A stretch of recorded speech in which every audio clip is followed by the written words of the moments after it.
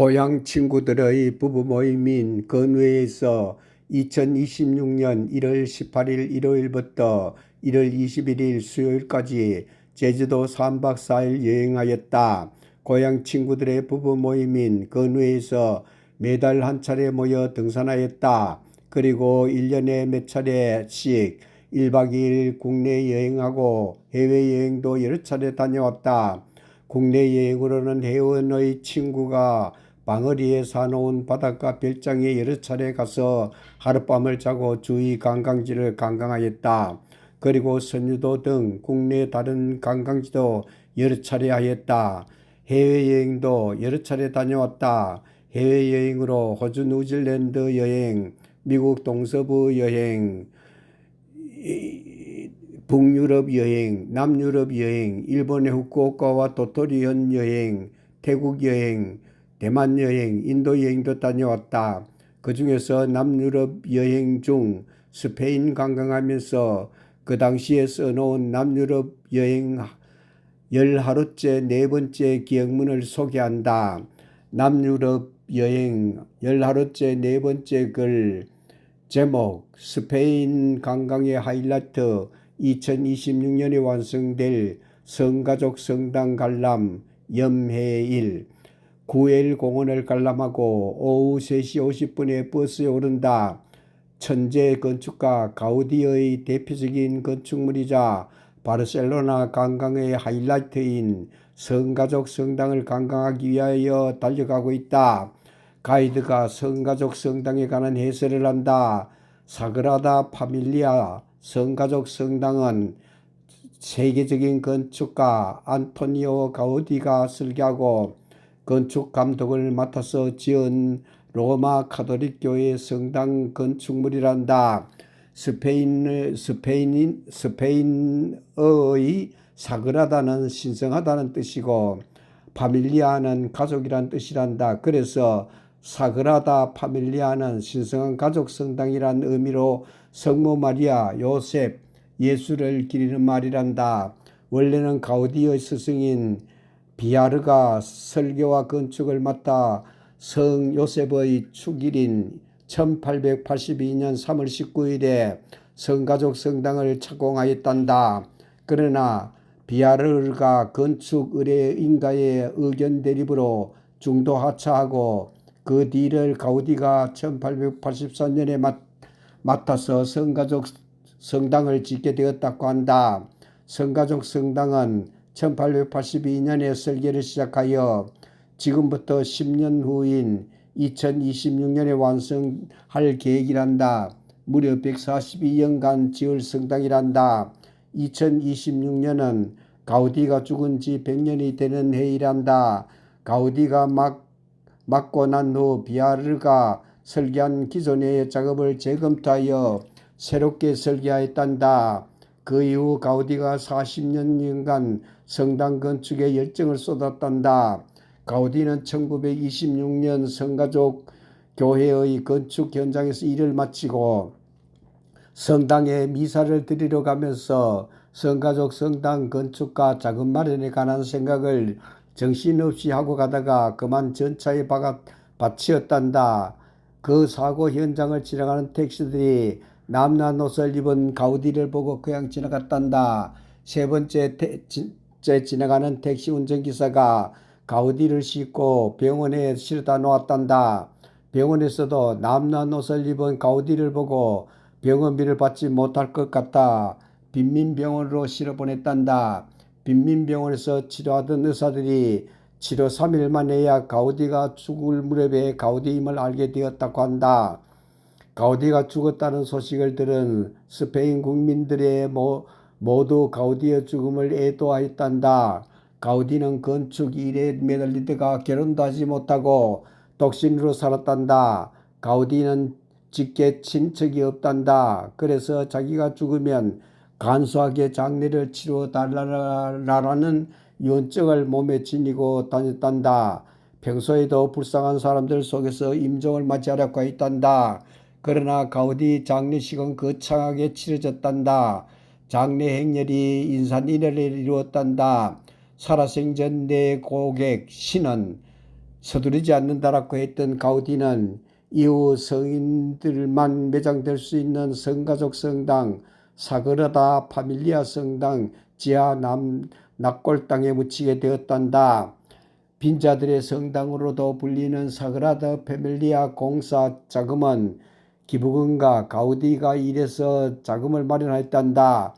건축 초기에는 특정인의 기부금으로 공사 비용을 마련했고 지금은 성당을 찾는 관람객들의 입장료로 건축 비용을 마련하고 있단다.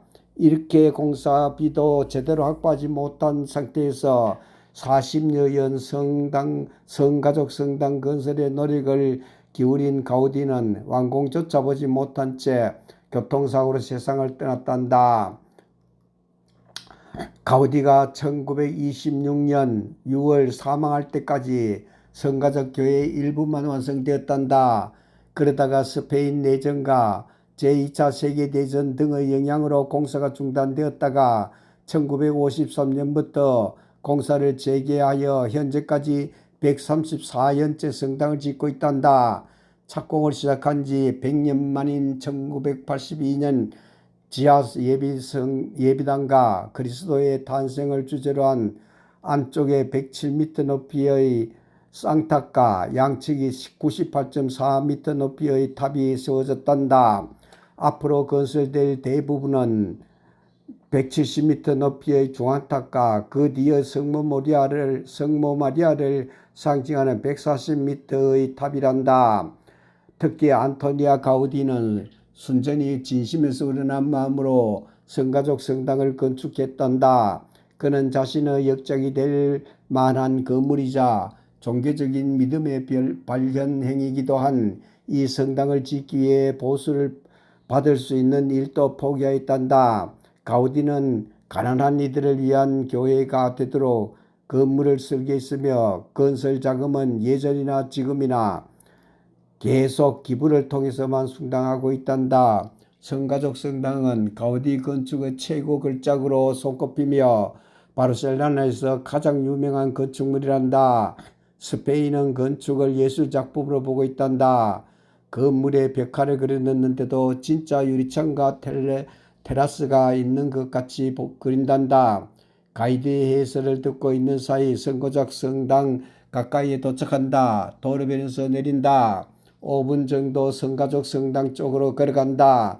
걸어가면서 하늘 높이 치솟은 성가족 성당을 바라본다. 성가족 성당이 크고 웅장하고 화려하다. 아직도 성당을 짓고 있다. 성당의 건설 기계들이 하늘 높이 솟아있다.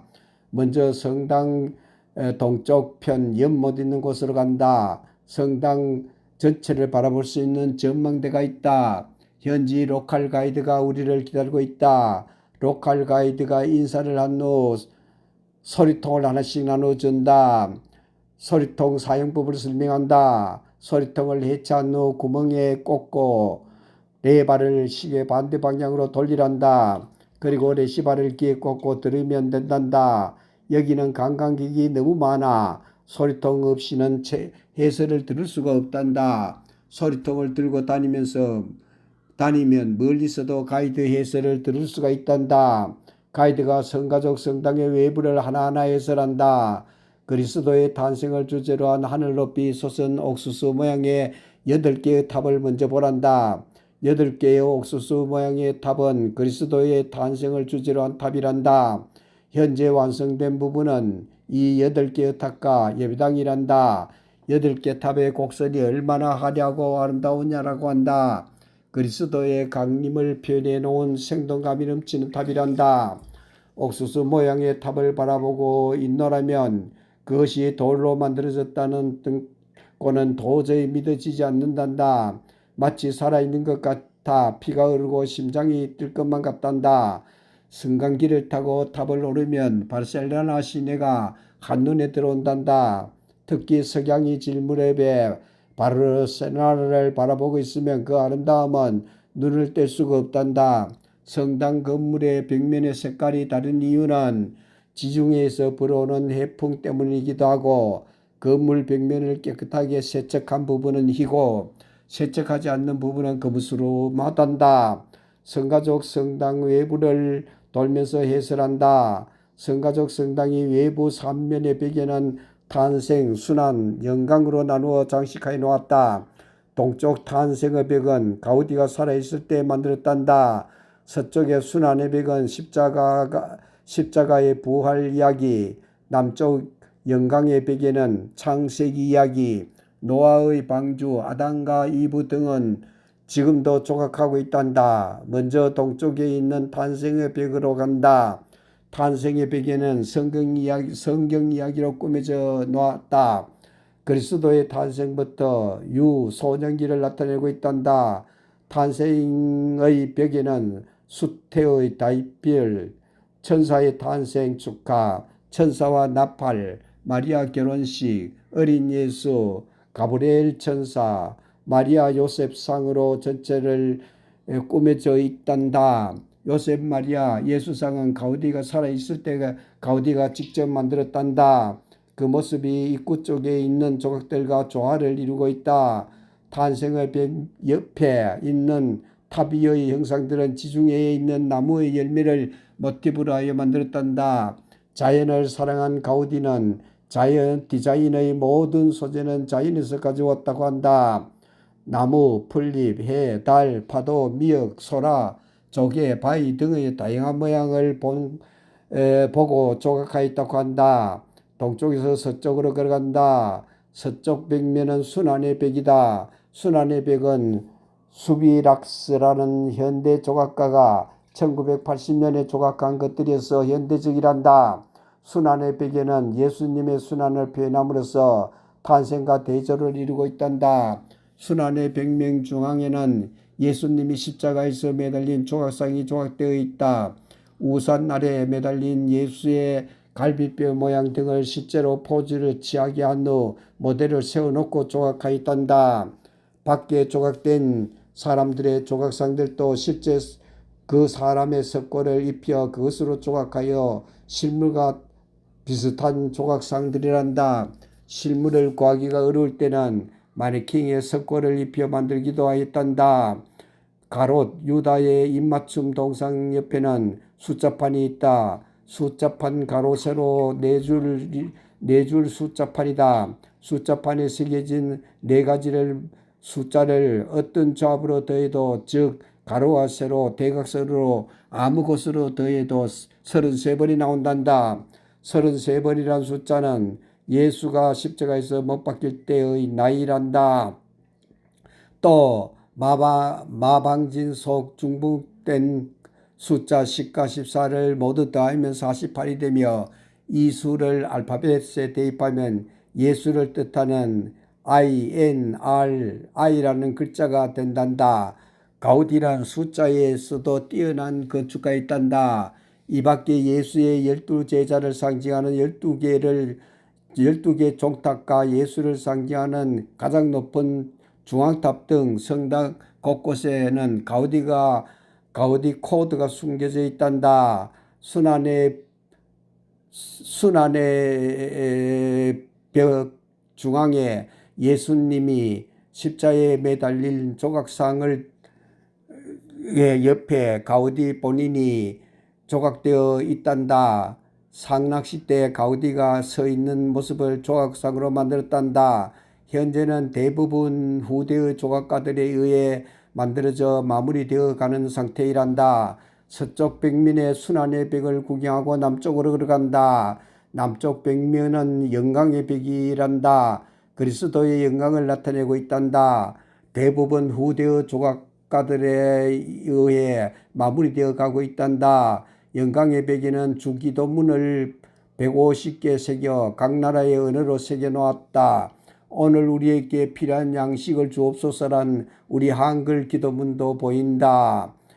영광의 벽면이 완성되면 성가족 성당의 정문이 남쪽에 날 것이라고 한다. 이곳이 마무리되는 시점에 남쪽에 있는 아파트들은 모두 철거된단다. 그렇게 되면 성당 주변으로 십자가 형태의 모습이 된단다.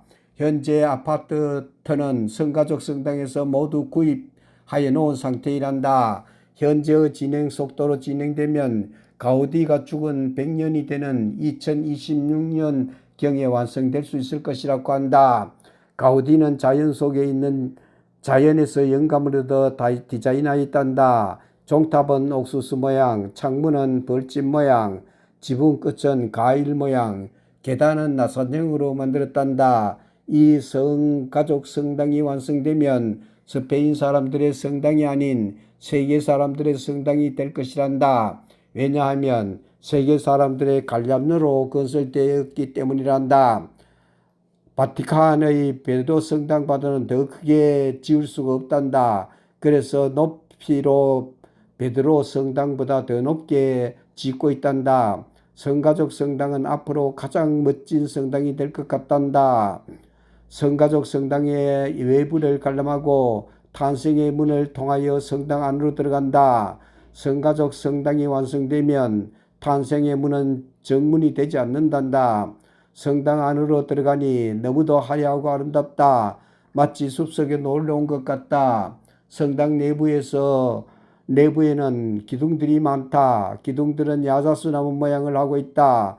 야자수나무 모양의 기둥들은 천장을 떠받치고 있다. 천정은 야자수나무 모양하고 있다. 가우디 증조 할아버지 때까지 주물공장으로 스페인에서 1인자였단다. 그것을 보고 자라서 가우디도 쇠를 잘 다룰 줄 알았단다.